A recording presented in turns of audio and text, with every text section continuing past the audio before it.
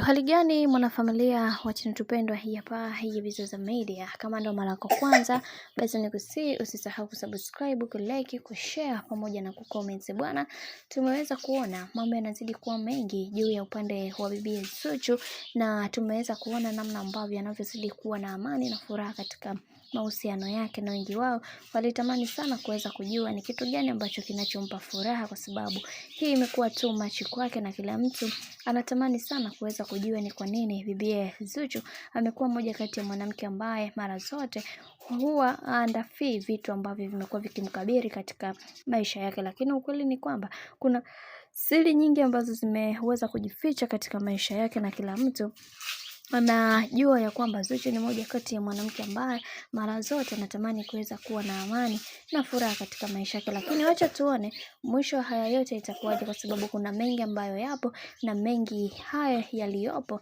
huwa yana mambo mengi ambayo kila mtu anatamani sana kuweza kujua namna ambavyo mambo yalivyo. Sasa watu ambao wasiojua kuhusiana na maisha ya bibi Zuchu pamoja na Diamond Platnumz, wengi wao waliweza kufunguka na kusema kiukweli kutoka moyoni hatupaswa kuweza kuhakikisha maisha yetu yanakuwa katika misingi na mikakati iliyo bora, kwa sababu kila mtu anatamani sana kuweza kuona maisha yake yakiwa katika misingi na mikakati imara. Hivyo kila mtu aliweza kuzungumza vingi akisema kiukweli yatupaswa kuweza kusimama imara na kuhakikisha kila kitu kinakuwa katika misingi imara, kwa sababu hiki ambacho kinachoendelea sasa hivi ni zaidi ya kufuru. Hivyo wacha tuone mwisho wa haya yote itakuwaje, maana mambo ni mengi. Kila mtu anaona kabisa bibi Zuchu ni moja kati ya mwanamke ambaye anajielewa na anajitambua, hivyo tuendelee kumwombea dua, kila kitu kitakwenda huwa sawa, kwa sababu hiki ambacho kinachoendelea sasa ni zaidi ya kufuru na ni zaidi ya upendo tosha. Bwana,